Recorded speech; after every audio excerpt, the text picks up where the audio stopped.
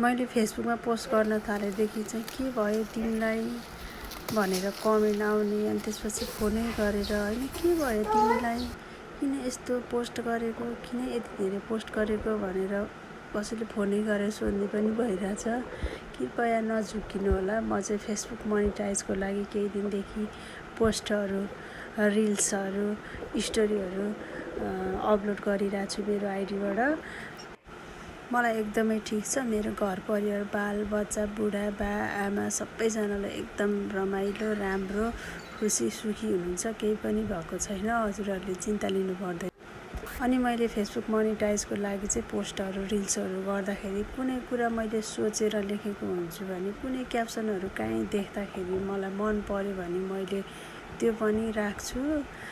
त्यो राख्दाखेरि चाहिँ कसैलाई चाहिँ लाग्दो रहेछ कि ओहो ल त्यसलाई के भएछ, किन यस्तो पोस्ट गरेको, सेयर भएछ, के भएछ क्या हो भन्ने जस्तो लाग्दो रहेछ। कृपया त्यस्तो केही पनि होइन। मलाई एकदम ठिक छ। म पनि ठिक छु।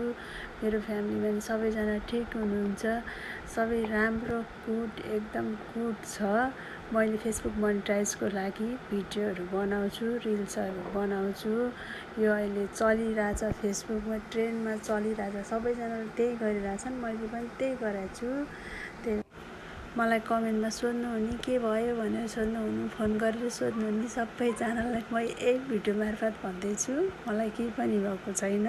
मैले फेसबुक मोनिटाइजको लागि भिडियोहरू अपलोड गरिरहेको छु र अहिले चाहिँ मैले तपाईँहरूलाई मेरो आजको सब्जी पकाउँदै गरेर भिडियो रेकर्ड गर्दै बनाएको हो। मेरो सब्जी छ लुडेको साग, कसैले लट्टे पनि भन्छन्, तर हाम्रोतिर चाहिँ लुडे भन्छन्। लुडे मैले पकाएको तरिकाले पकाएर खानु होला, एकदमै दामी हुन्छ। मेरो आजको खाना चाहिँ, मेरो आजको तरकारी चाहिँ यही हो। अनि हजुरहरूको तरकारी के छ सेयर गर्नु होला, पकाउने आइडिया पनि सेयर गर्नु होला, हामी पनि सिक्छौँ। यसो भिडियो हजुरहरूसम्म आइपुग्यो भने लाइक, कमेन्ट, सेयर गरिदिनु होला। भ्यू पनि पुरै हानिदिनु होला, ताकि मेरो फेसबुक मोनिटाइज गर्नको लागि एकदमै सहज होस्। हजुरहरू पनि रिल्स बनाउनु होला, पोस्ट गर्नु होला, स्टोरी अपलोड गर्नु होला। सबैजना मिलेर अगाडि बढ्नुपर्छ। मलाई पनि फलो गर्नु होला, म पनि फलो गर्छु। मेरो भिडियो पनि लाइक, सेयर, कमेन्ट गर्नु होला, म पनि हजुरहरूको गर्छु।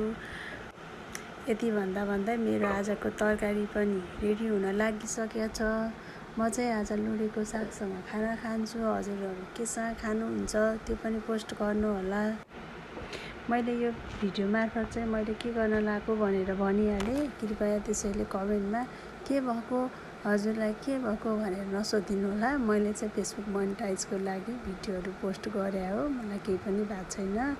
यति भन्दै मेरो खाना पनि रेडी भयो। Thank you for watching.